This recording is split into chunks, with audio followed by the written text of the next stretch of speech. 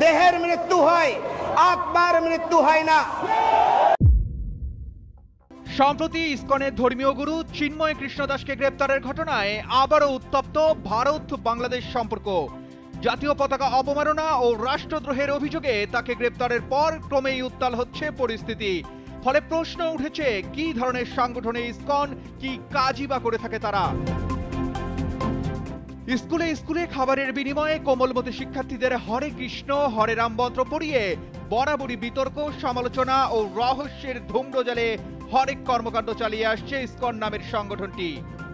প্রতারণা, জমি দখল, যৌন নিপীড়ন সহ বিভিন্ন সময়ে নানান অভিযোগে অভিযুক্ত হয়েছেন ইসকন সদস্যরা। এমনকি সর্বশেষ ইসকনের বিরুদ্ধে উঠেছে রাষ্ট্রপক্ষের আইনজীবী সাইফুল ইসলাম আলিফকে নির্মমভাবে কুপিয়ে হত্যার অভিযোগ, এবং সেই হত্যাকাণ্ডের ভিডিও ছড়িয়ে পড়েছে সামাজিক যোগাযোগ মাধ্যমে। ইসকন মূলত ধর্মীয় ও আধ্যাত্মিক কার্যক্রম পরিচালনার একটি সংগঠন। ইসকনের প্রধান কার্যক্রমের মধ্যে রয়েছে মন্দির নির্মাণ, ধর্মীয় উপদেশ দেওয়া, শ্রীমদ্ ভগবত গীতা প্রচার, ভক্তি কার্যক্রম এবং দাতব্য সংস্থা পরিচালনা। মন্দির রক্ষণাবেক্ষণ এবং আধ্যাত্মিক অনুশীলনের পাশাপাশি সংস্কৃতি চর্চার অংশ হিসেবে যোগব্যায়াম ও শিক্ষামূলক প্রোগ্রাম করে থাকে সংগঠনটি। কিন্তু অবাক করা তথ্য হলো, ভারতে ব্যাপকভাবে কার্যক্রম পরিচালনা করলেও ইসকনের জন্ম কিন্তু ভারতে নয়।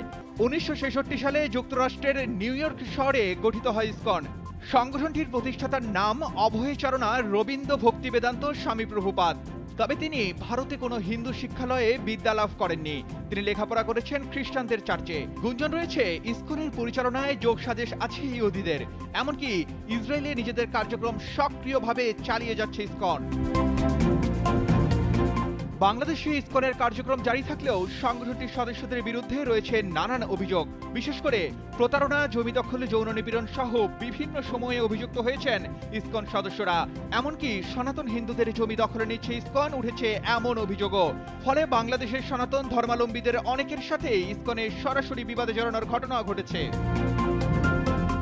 ইসকন নিয়ে বরাবরই যে অভিযোগটি এসে থাকে, এই সংগঠনটি হিন্দুদের অধিকাংশ বেসিক কনসেপ্ট স্বীকার করে না। তারা হিন্দুদের উপর সম্পূর্ণ নিজস্ব কনসেপ্ট চাপিয়ে দেয়। এদের চেনা সহজ উপায়, এরা সবসময় ইউরোপীয় সাদা চামড়াদের সামনে নিয়ে আসে। সংগঠনটি মূলত এনজিও টাইপ। এরা নিম্ন বর্ণের হিন্দুদের দলে ভিড়িয়ে দল ভারী করে। এ কারণে তাদের আস্থানাগুলো হয় নিম্ন বর্ণের হিন্দুদের আস্থানার পাশে। যেমন ঢাকা শহরের স্বামীবাগ মন্দিরের পাশে ইসকন মন্দির হওয়ার কারণ, স্বামীবাগে রয়েছে বিশাল মেথর পট্টি। এই মেথর পট্টির নিচু বর্ণের হিন্দুদের নিয়ে তারা দল ভারী করে।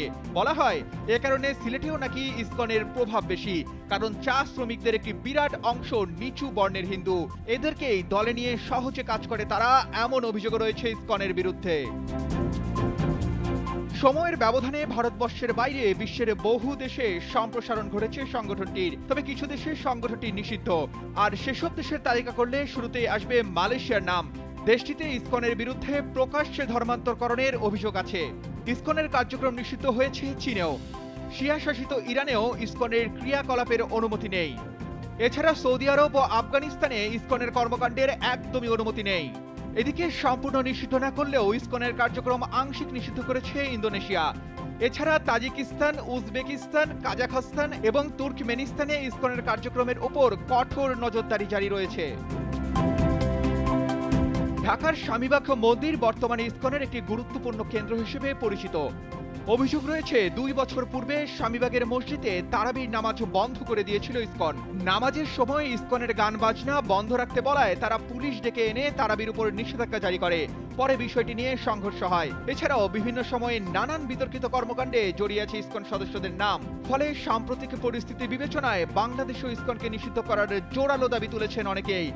তাই বর্তমান সরকার ইসকনের কার্যকলাপ পর্যালোচনা করে ইসকনকে নিষিদ্ধ করবে কিনা সেটাই এখন দেখার বিষয়। Arman Ali, Daily Sun.